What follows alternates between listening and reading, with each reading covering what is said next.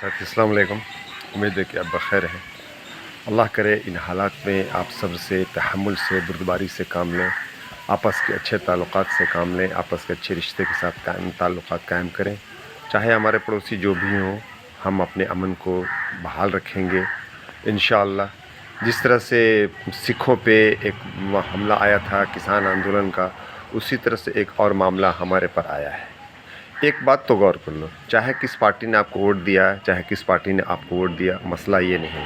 मसला ये है कि हमारा सगा भाई हमारी ज़मीन में से 3 इंच आगे बढ़ जाता है तो कत्ल की नौबत आ जाती है, FIR की नौबत आ जाती है, 302 और 307 के FIR की नौबत आ जाती है। क्यों आती है?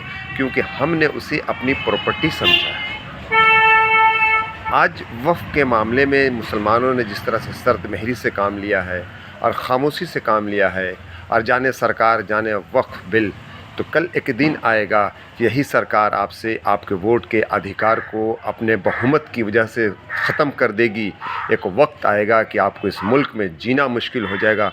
मेरे दोस्त, मेरे साथी, अपनी प्रॉपर्टी की हिफाजत हम नहीं कर सकते, अपने नामूज़ की हिफाजत हम नहीं कर सकते, अपने शनाख्त की हिफाजत हम नहीं कर सकते, तो क्या आपको लगता है कि उस मुल्क में आपका जीना आसान होगा?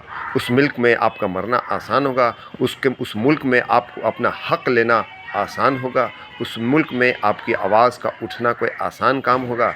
वक्त है, वक्त के रहते अगर हमने अपने आप को और अपने भाइयों को और अपने मुल्क में रहने वाले तमाम लोगों को, जो अमन के, जो सेकुलर के, जो शांति के पैरोकार हैं, जो चाहते हैं कि मुल्क में तरक्की हो, जो चाहते हैं कि मुल्क में शिक्षा आम हो, जो चाहते हैं कि मुल्क में स्वास्थ्य आम हो, जो चाहते हैं मुल्क में कि इंफ्रास्ट्रक्चर, कल कारखाने बढ़ें, वो इस वक्त आगे आएँ और सरकार से और हुकूमत से इस सवाल करें कि ये हिंदुस्तान में चल क्या रहा है। एक धर्म विशेष के ख़िलाफ़ इस तरह से शिद्दत, कभी हलाला के नाम से, कभी 3 तलाक़ के नाम से, कभी किसी नाम से, कभी NRC के नाम से, कभी CA के नाम से, आज वक्फ के नाम से, कल हमारी अपनी प्रॉपर्टी के नाम से आप बिल लाएंगे कि मुसलमानों के पास जो भी प्रॉपर्टी है मुसलमान को पाकिस्तान बांट के दे दिया गया है। अब जो भी प्रॉपर्टी है वो शत्रु की प्रॉपर्टी है। मुसलमान हमारी प्रॉपर्टी पे काबिज़ है, मुसलमान हमारी प्रॉपर्टी में अपना घर बनाया हुआ है, अपना दुकान बनाया हुआ है। कल यही संशोधन बिल आएगा और आपको जिस तरह से आज खामोश रहें, कल तो और आपको खामोश रहना पड़ जाएगा। इसलिए अपने तमाम साथियों, अपने मुल्की दोस्तों के साथ, अपने मुल्की धर्म विशेष के लोगों के साथ बैठकर बात करें और इस मुल्क को ख़तरे में न डालें, इस मुल्क को लहूलुहान होने से बचा लें।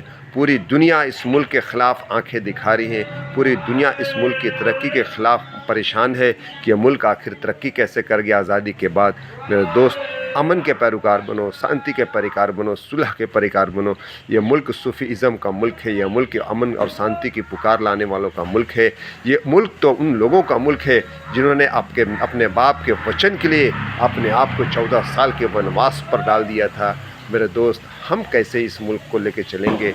इस मुल्क में बुद्ध ने इस मुल्क में शांति का पैगाम दिया था, महावीर ने इस मुल्क में शांति का पैगाम दिया था, सिद्धार्थ ने अपने आप को उस मुल्क से निकाल कर, जिस मुल्क में बादशाहत थी, जिस मुल्क में शहंशाहियत थी, उस मुल्क से निकाल कर सिद्धार्थ जब गौतम बुद्ध बन सकता है तो हम अमल के पैरोकार क्यों नहीं बन सकते? आएँ आज हम सरकारों से बात करके, लोगों से बात करके, इस अब जो हो चुका सो हो चुका, हम अपनी प्रॉपर्टी को किसी हाल में, चाहे जो हो, हम अपनी नामूस को किसी हाल में, अपने आबा अजदाद की ज़मीन को किसी हाल में किसी के हवाले नहीं करेंगे। तहैया करें, इस पर बैठें, विचार करें, सोचें, समझें, तब बात बनेगी, वरना बहुत देर हो चुकी होगी, बहुत देर हो चुकी होगी।